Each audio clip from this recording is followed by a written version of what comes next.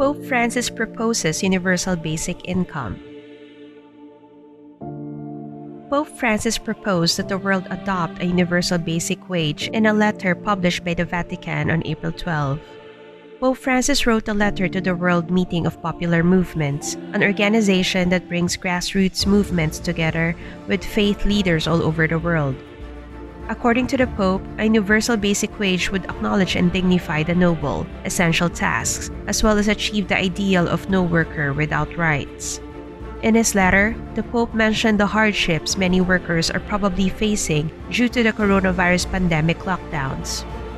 Pope Francis addressed the informal sector, specifically the street vendors, recyclers, carnies, small farmers, construction workers, dressmakers, the different kinds of caregivers. He acknowledged that the ills that afflict everyone hit these informal workers twice as hard.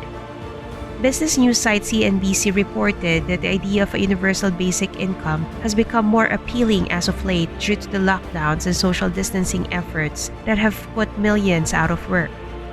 A universal basic income involves the receipt of regular cash payments with minimal or no requirements. The U.S. Labor Department reported on April 9 that 6.6 million Americans filed for first-time unemployment claims the week before. The U.S. has been one of the hardest hit by the impacts of the pandemic, with the country losing around 10% of its workforce in only 3 weeks. Laborers worldwide have been suffering, and governments have been trying their best to relieve their worries with aid packages and stimulus relief checks. One of those who praised the Pope for suggesting a universal basic income was Andrew Yang, an American lawyer who pushed for the concept during his failed 2020 presidential campaign. According to financial news platform MarketWatch, Yang believes that free cash would help solve economic inequality by giving everyone, including those without adequate compensation, a financial safety net.